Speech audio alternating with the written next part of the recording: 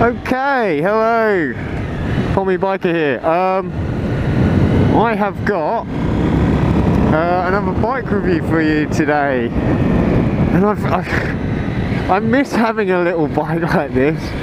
Woo. This is a CBR250. Okay, so here we have the CBR250R. So this is a fairly new model.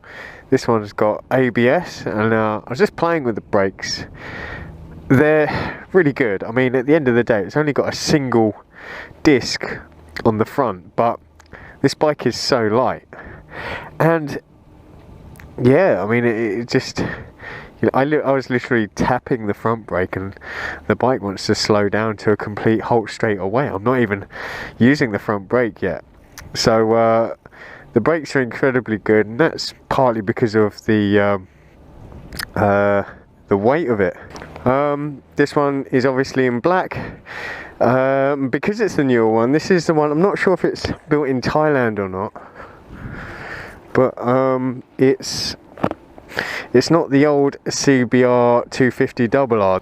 Sorry, I usually get time to do my research before I do a bike review, but in this case my boss's brother's turned up with his bike at a moment's notice, and so literally I've just jumped on it, and I haven't been able to do my research that I'd like to do, so I can give you a full in-depth review of the bike. But what I do know is this is a single cylinder, 4-stroke. It's very light. It's 250cc. It's got a single cylinder brake. Single disc brake. This one's got ABS. It's light. It's in black, and it's obviously the new style. So it's not the original CBR 250R with a 4-cylinder screamer engine. Nothing super exciting about it. There's nothing, you know, nothing cutting edge. It's all fairly simple stuff. It's a very cheap bike. It's going to come with a very good insurance. It's going to be friendly as hell for any learner rider. So let's ride it and talk about that. The thing about these types of bikes is, you know, I can't really review the performance or the power. I'm sure there's other 250cc bikes out here that are faster than it, and there'll be other 250cc bikes that are slower than it. But at the end of the day, a 250cc bike like this one is, you know, the kind of power that it puts out is generally something you're going to get used to in about 3 weeks time, 2 weeks time, maybe even 1 week. You know, there's just nothing to really talk about when it comes to power. So the things that you need to be thinking about when getting a 250 is how light it is, how maneuverable it is. It's all about weight and control, and that's really going to be the main selling point of buying such a small bike. Now, when I sat on this, I must say that the seating position is taller than my CB400, but I could still sit flat-footed on the ground. It feels planted in the corners, to be honest. Feels really sticky considering the tyres. They're so thin. Okay, so the handling and the brakes of this are superb, I think. This is definitely an amazing beginner bike. You're gonna have so much fun on this. Nothing about this is scary. The ABS is awesome. The brakes are really good. It's so light, like you could just flick it around. This will be, to me, this is the equivalent of, you know, riding a single speed fixie bike in and out of the city. Seating position really comfortable. Not sure if you can see the clip-ons here, but you can see this rise here.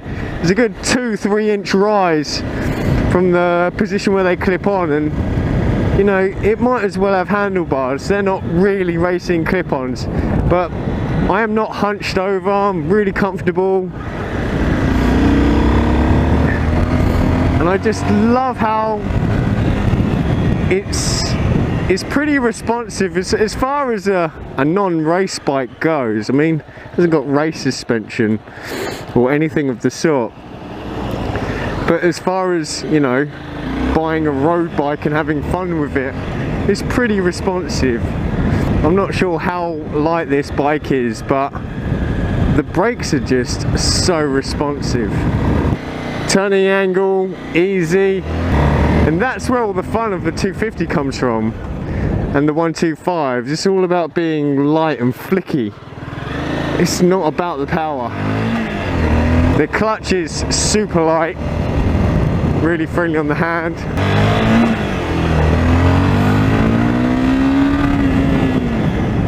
Vibrations come through, but it's a single cylinder.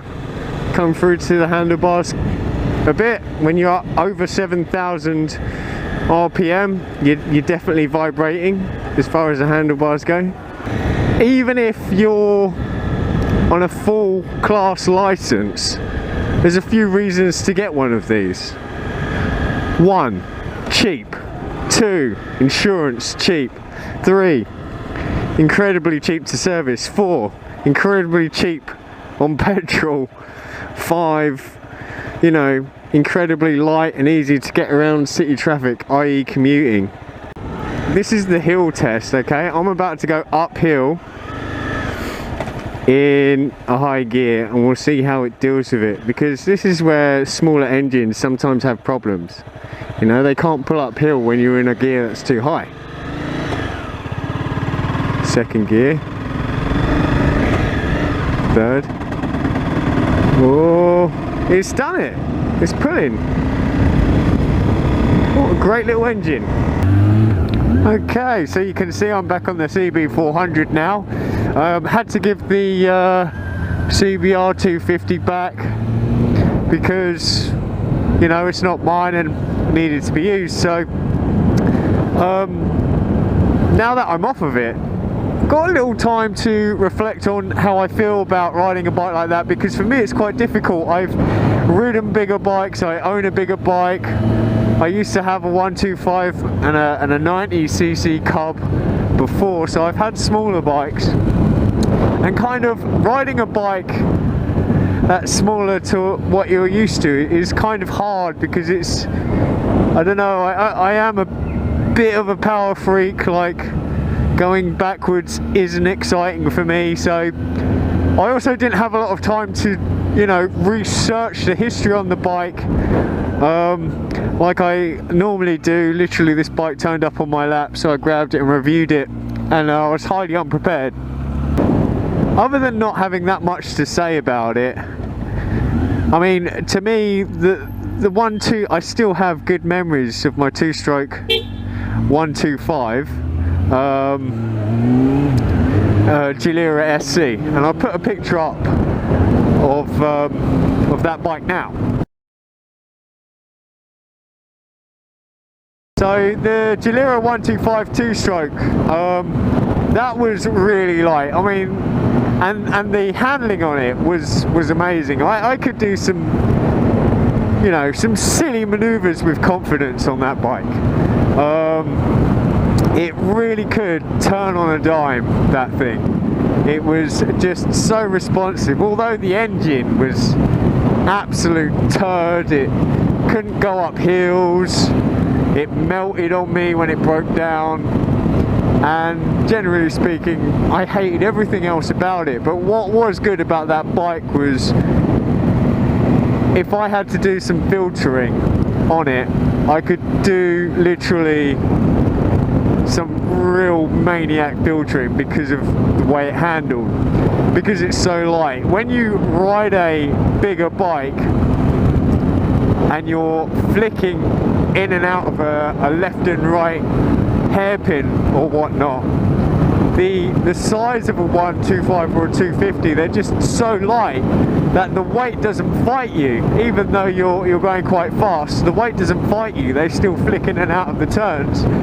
Whereas, you know, this 400 or any bigger bike, as the momentum of the weight is moving at a speed, if you try and flick it from left to right, the weight fights you a little bit. It's just not as flicky as something, you know, that small. So I think the 250s are incredible fun, and there really is, they really are no-brainers. They are gateway drugs to the motorbiking world. If you get a 125 or a 250, most of the power curves on all the bikes, you know, I've ridden a Ninja 250, I've ridden a CBR250, I've obviously had my Gilera 125, and pretty much the power delivery is the same. You know, they do go, you could definitely get yourself hurt on them if you're being silly, but generally speaking, you get used to the power bands quite quickly. They're really predictable and really fairly safe as far as motorbikes go. I mean, if you sneeze and just went poof on the throttle by accident, then the power wouldn't send you into a massive wheelie or a wheel spin. It's just, you know, it's quite safe to just hammer the throttle back. So it's all about handling, you know.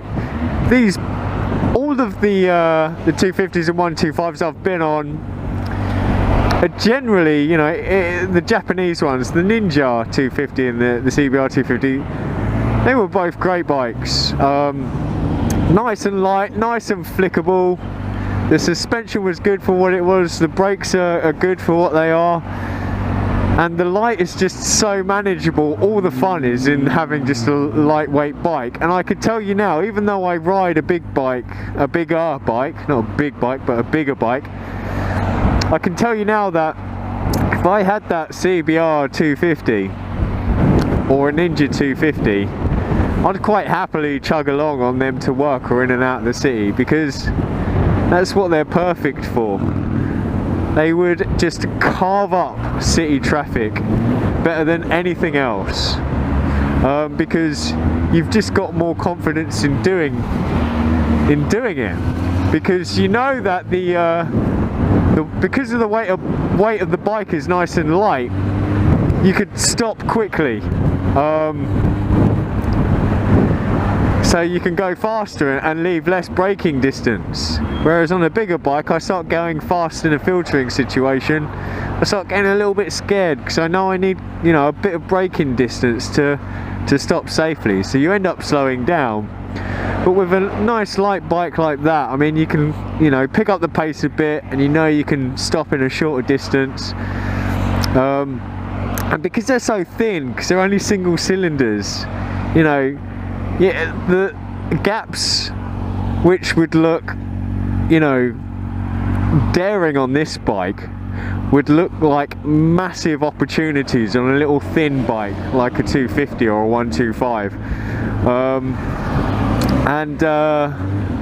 Yeah, generally speaking, on those little bikes, because of the weight and the size and the sleekness of them and the agility and the ability to turn and flick really quickly because the weight isn't fighting against you, I'm pretty sure I could carve up city traffic quicker on a 125